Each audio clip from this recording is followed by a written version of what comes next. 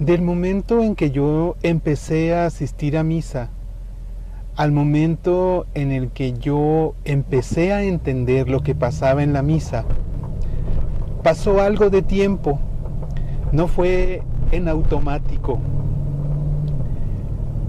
Recuerdo que en alguna ocasión, en un trabajo donde yo estaba, llegó un compañero de trabajo que sabía que yo era católico. Y él no era católico, y si lo había sido, ya no lo era, o si lo era, aparentaba muy bien que no lo era, actuaba muy bien de tal forma que parecía que no era católico. Igual él no perdía oportunidad de criticar a la iglesia, de criticar a los sacerdotes, de criticar a todo lo que pasaba, y constantemente teníamos pláticas. Yo no lo llamaba discusiones, y él tampoco. Nunca nos molestábamos, pero teníamos ese tipo de charlas. Claro que no fue inmediatamente después de que yo empecé a ir a misa, o después de que yo empecé a entender las cosas de la misa. Ya había pasado un tiempo, pero quiero referirme a esto que sucedió y después regreso a mi punto inicial. Él en una ocasión llegó como con la prueba irrefutable de que yo estaba equivocado al ser católico. Llegó y me dice: hoy en la mañana tuve una plática con uno que se dice que es muy católico, y yo le demostré que no es tal. Y claro que él ese argumento lo estaba utilizando para decirme: y tú también estás equivocado, y te lo voy a demostrar con esto que pasó. Y le dije yo: bueno, ¿qué sucedió? Me dice: estaba platicando con él y él me decía que era muy católico. Y entonces yo le dije: ah, sí, ¿eres muy católico? Y me respondió: sí. Y me dice este compañero que le dijo: a ver, te voy a hacer una pregunta, y si me respondes, entonces te voy a creer que eres un católico, y si no me respondes, no te creo. Y le dijo: a ver, dime, ¿qué dice en el libro de los Proverbios, capítulo 5, versículo 7? Y me dice este compañero de trabajo, y él se quedó así viéndome, así, y me dijo: no, pues no sé. Y le dije, me dice: ya ves, pues no dices que eres muy católico. Y yo me reí, y él se extrañó de que yo me riera, porque él consideraba un argumento sólido, un argumento muy sólido para decir: ya ves, pues no, que muy católico, ustedes los católicos son una farsa. Yo me reí así como me estoy riendo en este momento, y le dije: oye, ¿sabes una cosa? Yo tampoco sé lo que dice la Biblia en ese capítulo y en ese versículo. Y le digo: ¿tú sí sabes? No, yo tampoco sé, pero él dice que es muy católico, entonces debe de saber. Y yo me reía porque yo pensaba que era una broma. Yo pensaba que él me lo estaba diciendo en broma, porque habíamos tenido varias charlas bien, de buen nivel, y me extrañó porque me di cuenta que en su expresión él estaba molesto porque yo me estaba riendo, porque él era como decirme: con esto te voy a demostrar que ustedes los católicos son una farsa, y que el que se dice que es católico no es cierto. Y entonces yo le dije: oye, le dije, pues mira, el Espíritu Santo sí actúa de una manera muy fuerte en muchos. Le digo, y es probable, no dudo, que el Espíritu Santo sí le dé a alguien la capacidad de la noche a la mañana, sin haber leído la Biblia, decirte qué dice cada versículo. Sí lo creo, porque el Espíritu Santo es capaz de eso y de más. Y sí creo que lo puede hacer. No conozco a nadie que sea de esta forma. Le digo, he visto otros casos de gente que no está preparada para hacer ciertas cosas, y de la noche a la mañana pues sí suceden cambios. Le digo, tal vez si haya alguien que sí, sin haber leído la Biblia, nunca te la sepa decir de memoria. No lo dudo, porque el Espíritu Santo puede hacerlo. Le digo, pero en el común de los casos no es así. Y le digo, sí puedes encontrarte con gente, con católicos,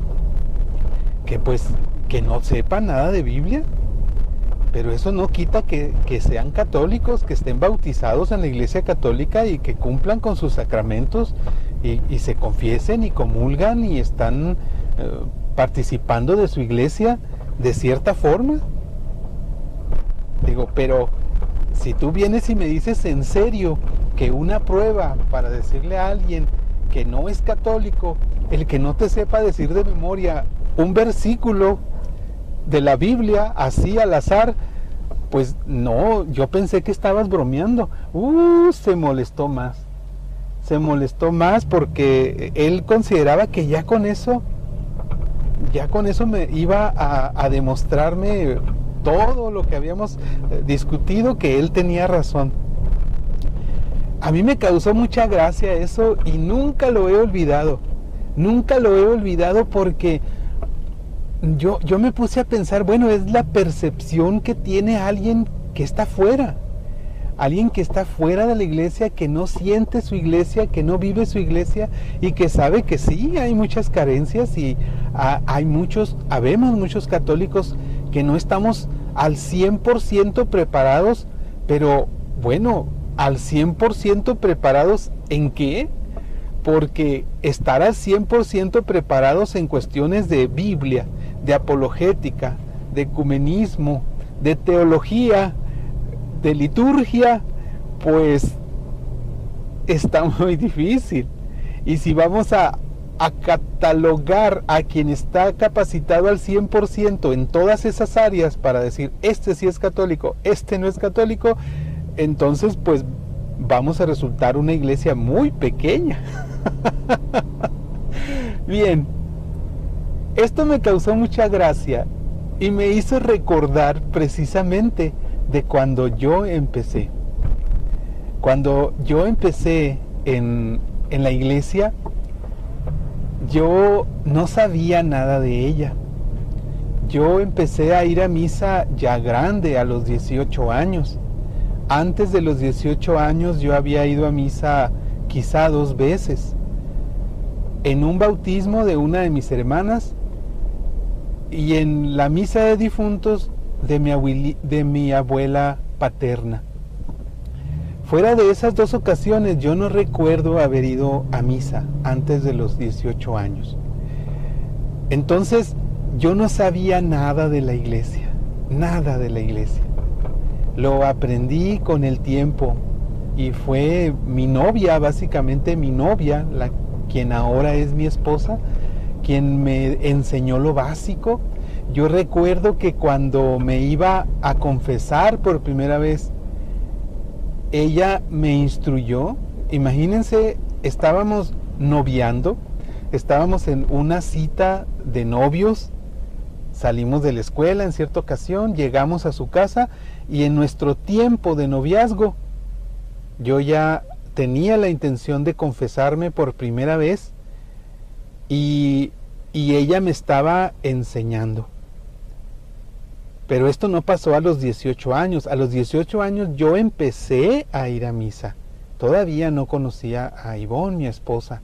Yo empecé a ir a misa a raíz de un reto que me hicieron unos amigos. En otra ocasión platicaré sobre ello, cómo resulté yo en misa y de dónde después ya nunca salí de misa. Por lo menos después de ese momento, por lo menos los domingos, no fallaba, aún sin saber que era obligatorio, sin saber que tenía que cumplir con eso. Yo no fallé a misa después de esa primera misa a la que fui por un reto que me hicieron. Después platico eso, pero pasaron varios años. Yo después conocí a mi esposa y ella me empezó a instruir en la liturgia.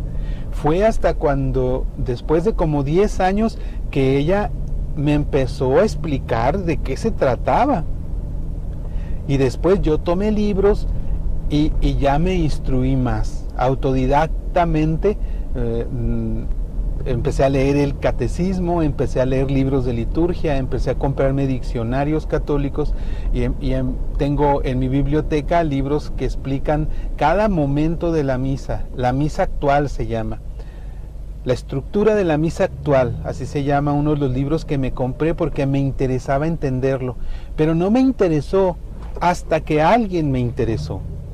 No me interesó hasta que Ivonne me empezó a explicar, hasta que ella me empezó a decir, mira, es que en la entrada hacemos esto por esto, luego hay un canto por esto, y este momento significa esto. Ahí fue donde me empezó a explicar de la consagración, y ahí fue donde yo empecé a entender el por qué a algunos sacerdotes parece que se les traba la lengua al momento de la consagración. Cuando levantan la hostia y el cáliz, yo veía que les temblaba la mano, que les temblaba el cuerpo. Yo veía que a algunos como que se les trababa la lengua. Y yo no sabía por qué. Yo decía, ¿por qué si habla tan fluidamente? ¿Por qué si ya dijo tantas cosas? Y estuvo hablándonos ahí 15, 20 minutos de cosas tan interesantes. ¿Por qué en ese momento parece que se le traba la lengua y batalla para decir lo que tiene que decir? Ya después entendí que era el momento de la consagración, y cuando entendí el momento tan importante que es dentro de la misa, ya fue cuando yo dije, ya entiendo. Pero alguien me interesó. Mucho tiempo estuve yendo sin saber.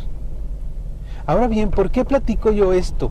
¿Por qué quise hoy platicar sobre esto? Mira, hermano católico, si tú tienes muchos años yendo a misa y no le entiendes, si tú tienes muchos años yendo a misa y no sabes a qué vas, si eres de esos que se lleva a sus niños pequeños y aprovecha precisamente cuando empiezan a llorar para salirse, si eres de los que en determinado momento dicen, a mí me interesa la homilía y me interesa la consagración, la paz, pero como no voy a comulgar, pues ya me voy temprano a hacer algunos pendientes que dejé.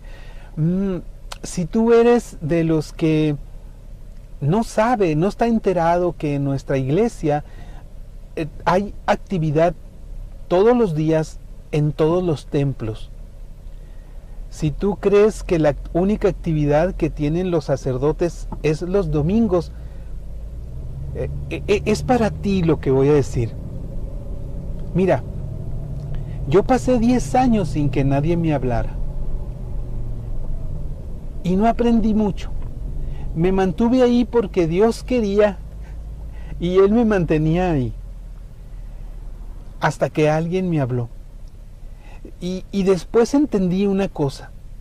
Cuando nosotros somos pequeños, cuando somos niños, si no hay un mayor, un adulto que nos dé la comida, no vamos a poder comer y nos vamos a morir de hambre. Nosotros, como cuando somos pequeños de edad, alguien nos dio de comer y por eso pudimos crecer, y por eso quizá ahorita, bueno, no quizá, por eso ahorita me estás escuchando y tienes la edad que tienes, porque alguien se ocupó de ti cuando eras niño. Pero se ocupó de tu cuerpo, se ocupó de alimentar tu cuerpo. Hay algunos que tienen el privilegio de que se ocupen también de su espíritu desde que son niños.